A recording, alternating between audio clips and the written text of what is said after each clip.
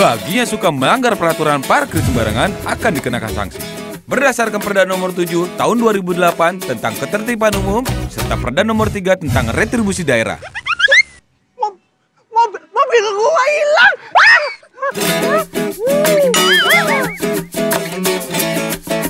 Hari gini masih parkir sembarangan. Amsyong. Terima kasih di tengah kesibukan Pak Ahok yang luar biasa sibuk masih mau menerima siswa-siswi kami. Semuanya yang kami undang di sini ada 4 kelas Pak Ahok, 10 dan 11 IPS. Tujuan kami mengundang mereka untuk datang ketemu Pak Ahok, salah satunya banyak yang mengidolakan Pak Ahok. Jadi kalau dari di sini ada sekitar 120 anak Pak, sebenarnya yang mengidolakan 700 Pak. Di POM kemarin satu perkataan Pak Ahok, kalau orang-orang bilang peribahasa 1000 teman terlalu sedikit satu. Tapi saya walaupun di sekolah Tangerang tinggal domisili di Jakarta, jadi Bapak tetap gubernur saya gitu ya, walaupun kerjanya di Tangerang ya. Jadi moga-moga nanti lewat sesi ini anak-anak bisa mendapat inspirasi bagaimana menjadi pemimpin Indonesia yang ya. Pertama selamat datang ke Balai Agung, ini namanya Balai Agung ya. Nah, terima kasih Pak Denya dan rombongan. Ini namanya Balai Agung, total namanya Balai Kota. Jadi saya pikir ini tanya saja langsung, lebih cepat karena waktu kita sangat pendek. Langsung aja tanya, mau tanya apa? Dan kalau suruh saya cerita, saya tanya, Anda mau cerita apa? Saya punya cerita terlalu banyak. Nanti nggak habis hari. Ini kira-kira mau tanya apa? Silakan aja. Yang mau tanya, jadi cepat. 3 orang tanya, jadi kita jawab, jadi cepat. Sambil dimakan. Ya, selamat pagi.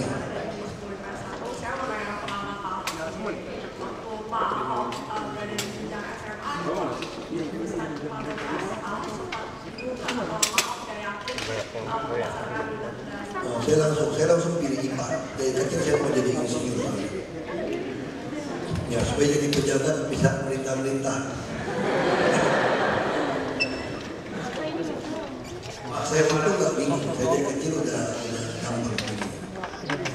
Saya kemarin dari kelas 11 IPS 1. Apakah keberadaan tandingan mengganggu kinerja? Apa? Keberadaan gubernur tandingan mengganggu kinerja? Oh enggak. Asalnya ada istri gubernur tandingan dari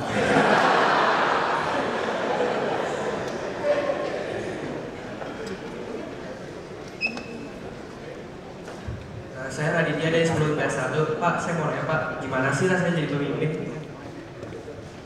rasanya enak, bisa marahin orang. Jadi kalau ada pepatah Tiongkok mengatakan orang miskin nggak bisa lawan orang kaya nggak bisa tantang pejabat. Nah, jadi pejabat itu enaknya. Itu bapak saya bilang, kalau kita punya 1 miliar bantu orang miskin yang sakit yang mau sekolah, kalau kasih 500.000 saja hanya bantu 2.000 orang. Jadi kalau kita jadi pejabat, kita bisa membuat semua orang yang penghasilan itu. Nah, ini yang dinamakan dengan keadilan sosial. Makanya sila kelima Pancasila bukan bantuan sosial, keadilan sosial. Nah, kalau kita hanya bantu orang saja, misalnya tadi waktu saya datang sini, kan lihat ruangan semua kan, terus ada yang diculik dikebukin, karena ada pengawal kita, terus ketolong, itu namanya bantuan. Pas ketemu, kalau nggak ketemu modal aku hilang. Jadi kalau kita jamin siapapun kesini aman, berarti ini keadilan. Itu beda di sini. Ini sekolah Kristen bukan? Sekolah Katolik. Oh ya, sekolah Katolik. Mungkin masih ingat kitab suci. Tahu nggak cerita dari Jericho ke Yerusalem? Ada orang Samaria yang menolong orang Yahudi yang benci dia, yang dikebukin, dirampok. Nah, pendeta suka cerita nolong orang benci kamu, kafirin kamu, kamu harus bantu. Itu ceritanya pendeta, pastor. Kalau cerita politik beda lagi. Ini Martin Luther King Jr. menceritakan itu beda tafsirannya. Apa yang dilakukan oleh orang Samaria di sepanjang dari Jericho ke Yerusalem, ada yang dirampok, dikebukin, dia bantu masuk hotel, itu namanya bantuan sosial. Kalau dia bisa menjamin sepanjang Jericho sampai Yerusalem gak ada yang dirampok dan dikebukin lagi, itulah keadilan sosial. Ini beda antara keadilan sosial dan bantuan sosial. Makanya pendiri negara kita, Bung Karno Hatta, begitu pintar menggunakan kata keadilan sosial. Karena Pancasila itu lahirnya, sila pertama itu adalah keadilan sosial sebetulnya, bukan diurut seperti sekarang. Nah itu yang membedakan di sini. Ya jadi enak aja jadi pemimpin, enak. Yang paling enak jadi presiden, bisa atur semua. Kalau gubernur masih ada batas, nah itu. Ya kan yang lain. Silakan yang lain cepat. Ya. Assalamualaikum Pak Ahok, nama saya Mario. Saya ingin bertanya, Bapak sebagai bagian dari masyarakat Jakarta melihat Jakarta itu seperti apa? Jadi Bapak tinggal di Jakarta, melihat Jakarta itu seperti apa, dan kekurangan Jakarta seperti apa Bapak sebagai seorang rakyat Jakarta. Terima kasih. Di antara semua provinsi kota, yang paling enak itu, paling aman itu Jakarta sebetulnya. Karena di ibu kota, semua masalah sudah teridentifikasi, sudah ada kajian ilmiahnya. Bahkan semua solusi juga sudah ada kajian ilmiahnya. Bantuan asing, universitas, lengkap sekali. Jadi kalau kan cuma kasih tahu saya, atasi macet, gini-gini, aku udah malas dengerin. Aku udah punya 24 kajian yang bagus-bagus. Profesor-profesor, universitas terkemuka, namun 1-2 orang pada bisa tandingin kerja mereka. Jadi Jakarta itu luar biasa. Nah, Jakarta masalah di mana? Pembiarannya terlalu lama. Yang langgar aturan dibiarin, bayangin bisa kita menggusur sungai. Yang tinggal di sungai bisa marah begini loh. Kamu ini datang ke Jakarta tahun berapa? Tahun 81. Saya sudah tinggal di sini sejak tahun 72, tahu nggak katakannya? Tahun 72. Ini sudah berapa tahun? Ada yang di Ciliwung. Saya tinggal di sini sudah 50 tahun. Saya kecil saya di sini. Artinya apa? Pembiaran. Jadi Jakarta ini situasi seperti itu. Jadi cara analisnya bagaimana? Sederhana juga. Di sini kata saya kamu nggak perlu latihan otak lagi. Coba, kenapa nggak perlu latihan otak? Karena semua yang pintar-pintar udah tahu kok. Tinggal kamu berani mengeksekusi. Karena setiap keputusan kamu akan mengganggu kepentingan dari oknum rakyat sampai oknum konglomerat. Karena semua berkepentingan. Makanya di sini tiap pagi kamu cuma latihan otot aja, supaya otot jantungmu kuat, sarafnya kuat, otot kaki kuat gitu, untuk lari gitu kan. Jadi artinya apa? Kamu harus berani ikutin aturan, dan kamu juga nggak bisa taat kepada konstituen, karena kita dipilih satu orang satu suara. Mau profesor, mau orang agak idiot, asal dia punya kartu pilih, haknya sama.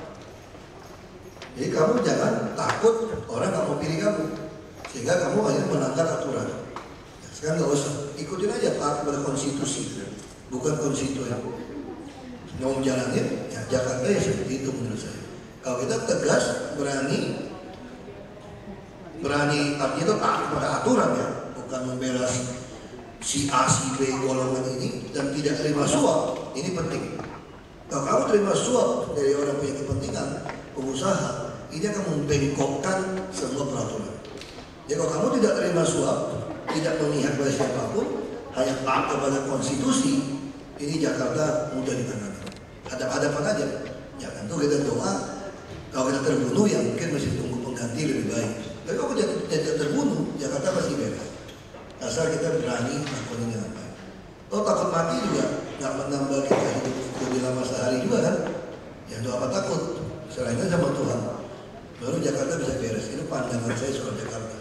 Ya jadi gubernur Jakarta nggak perlu terlalu pintar. Ini gurunya kurang senang. Guru saya ngajarin saya begitu. Sekolah tuh nggak usah terlalu pintar.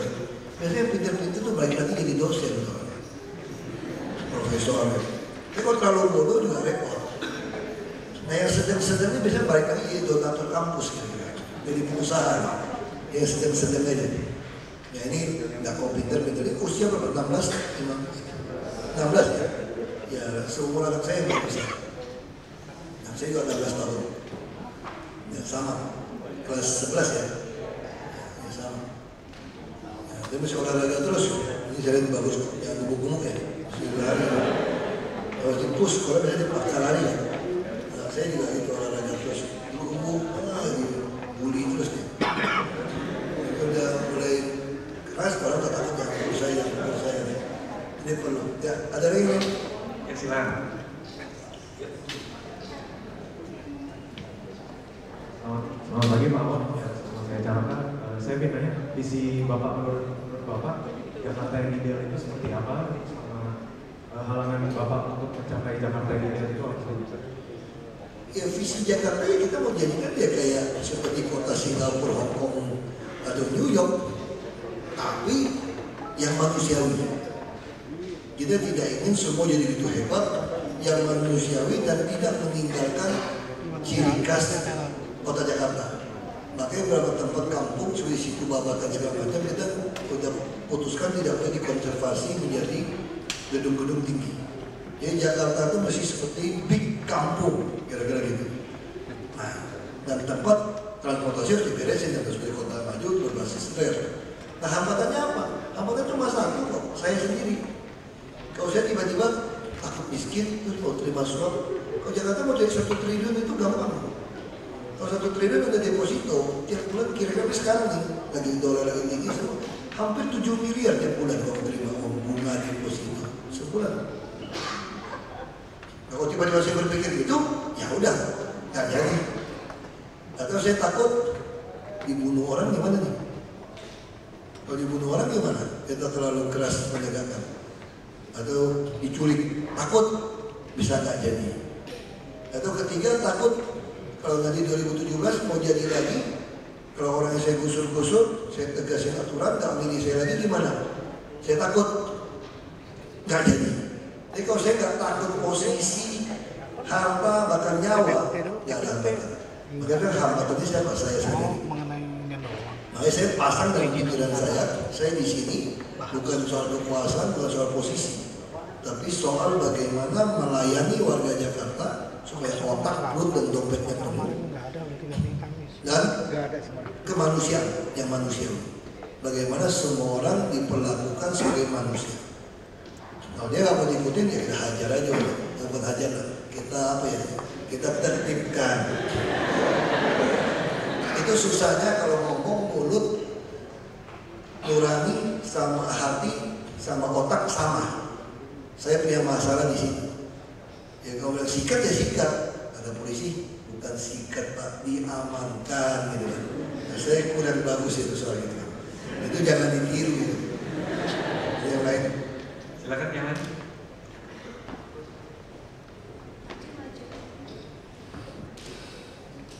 Pagi Pak Om, Ya, saya Christian. Inti dari untuk memberantas korupsi di Jakarta itu gimana Pak? Inti untuk memberantas korupsi di Jakarta gimana? Intinya kepala harus lurus, pokoknya inti. Itu kata Konghucu.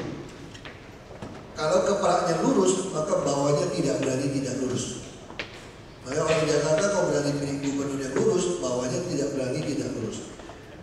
Begitu kita masuk, saya sudah memperlakukan sampai eselon 4 sampai lurah harus melaporkan harta kekayaan. Kita pun sudah memonitor pejabat yang sering keluar negeri. Kita pun kerjasama dengan KPK ICW memonitor gaya hidup pejabat kita. Bahwa kita mau naikin gaji kita. Dan kita sangat keras. Dan saya kasih model. Saya tidak terima suap, saya kerja pagi, datang pagi, pulang juga malam. Dan semua kerjaan kita usahakan selesai. Jadi kalau inti mana? Kepala pasti lurus. Maka bawahnya tidak berani tidak lurus. Ini bahasa Konghucu. Ya, kalian? Ya, silakan. Ya, cepat. Ini yang lupa ini. Yang di alam sutra Serpong.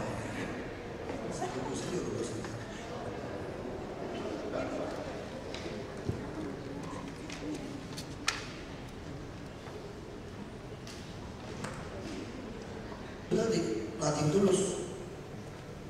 Tujuan kita hanya satu, bukan kekuasaan, bukan posisi, tapi bagaimana soal melayani orang lain dan urusan kemanusiaan.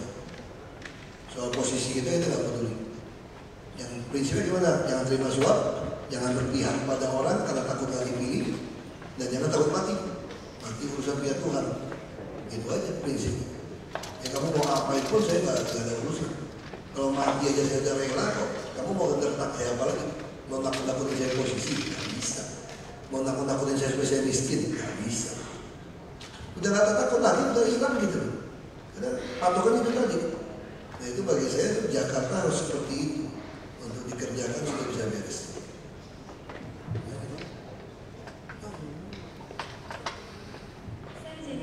Saya mau tanya karena Bapak udah berani seperti ini, maksudnya apa keluarga membiarkan Bapak bisa manage keluarga sama aturan perintah-perintah di sini? Ya soal keluarga ya mau nggak mau mereka harus terima ya, mau bilang gimana ya. Misalnya contoh dulu, ini keluarga responnya juga lucu. Saya punya 3 anak, yang besar 16 tahun, dulu 15 tahun. Waktu saya bersinggung waktu Pluit. Waktu itu ada berita dari Intel, katanya mau diserbu rumah saya oleh preman 1000 lebih. Saya berpikir, kalau 1000 lebih kalau bohongan, saya udah kirim polisi tentara gitu banyak, ketahuan saya pengecut, kira-kira betul ya? Tapi kalau betul-betul diserbu gimana? Kita ada persiapan. Saya pikir gak usah ngomong deh, biarin aja lah.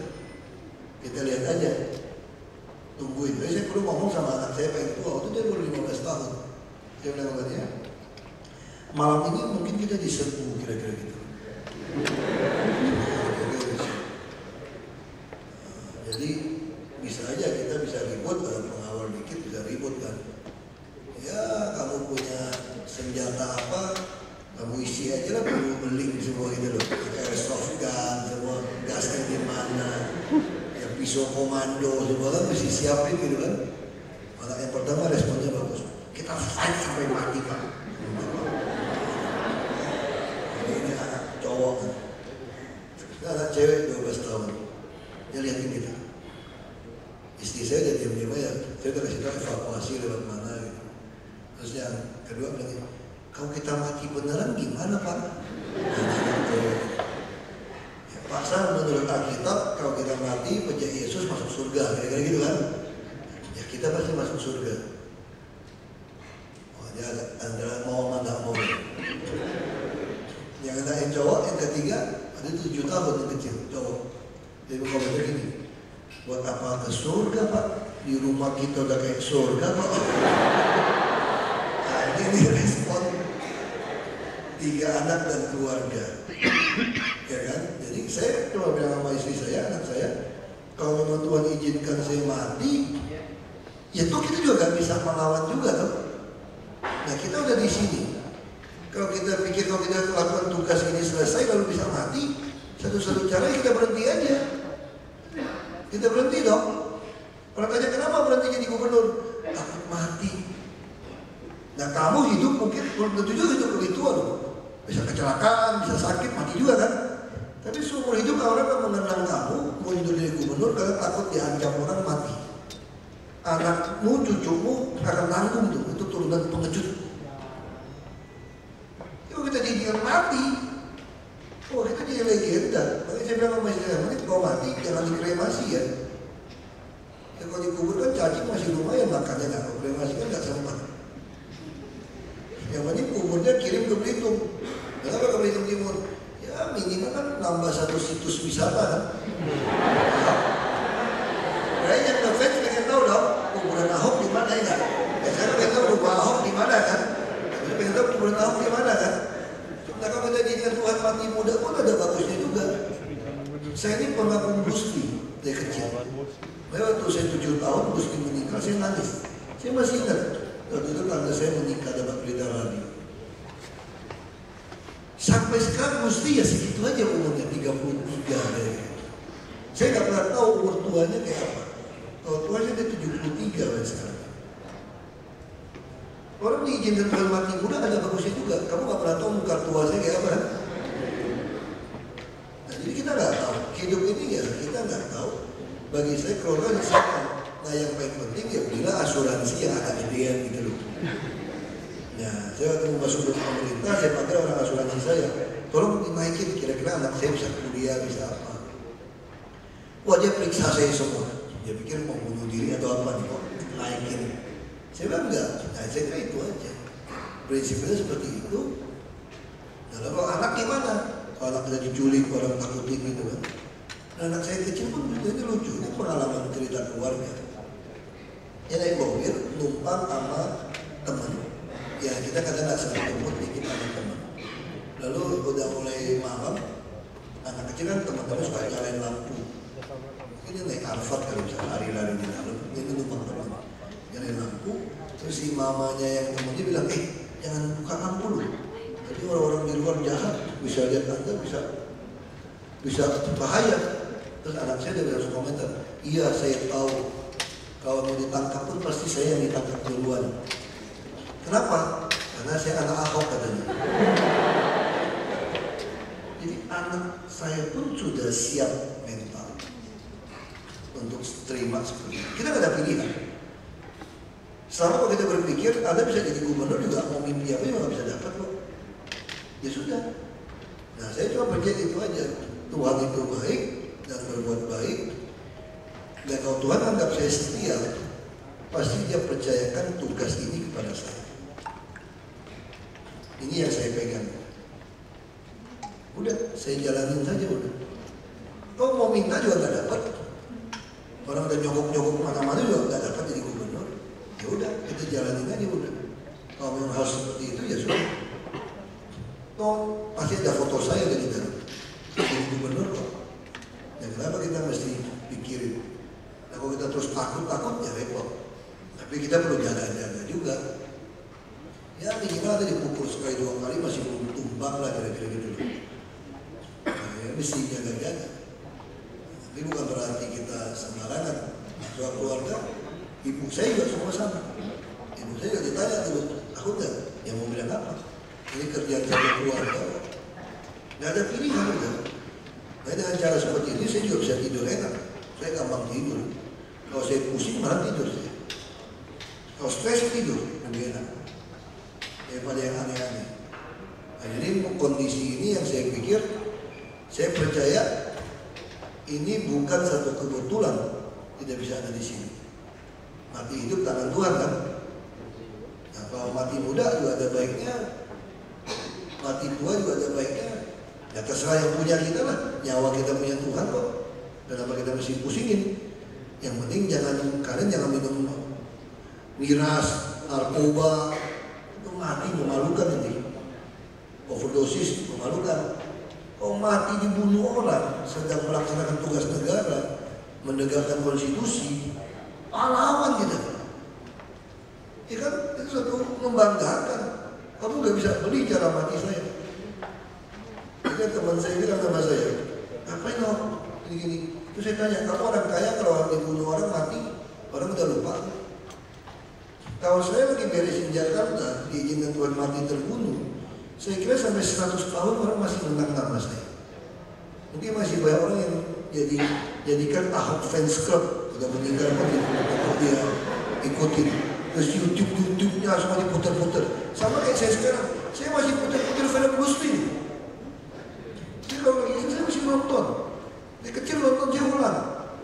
Sampai sekarang ada Celestial Classic Movie di Indovision. Film-film Tilu, David Chiang. Itu saya masih nonton itu. Itu tahun saya 8 tahun 10 tahun nonton film itu. Saya masih nonton. Nah itu sesuatu yang padahal si Fusen udah meninggal kecelakaan itu sudah. Nah ini sesuatu yang beda. Ada yang lain? Ya.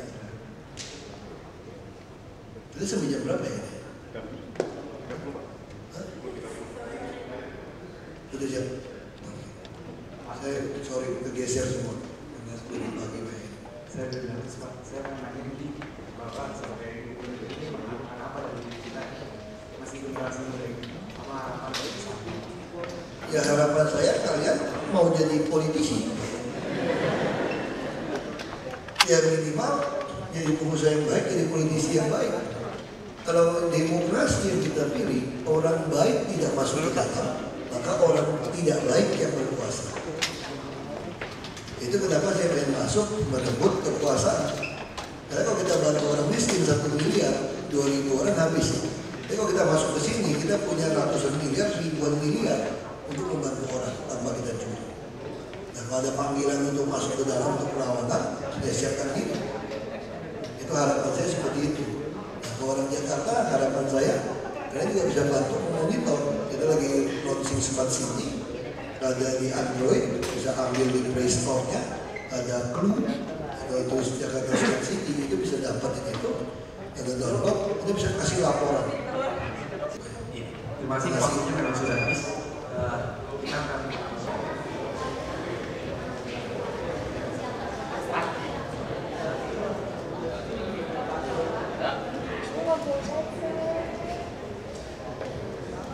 apa sih?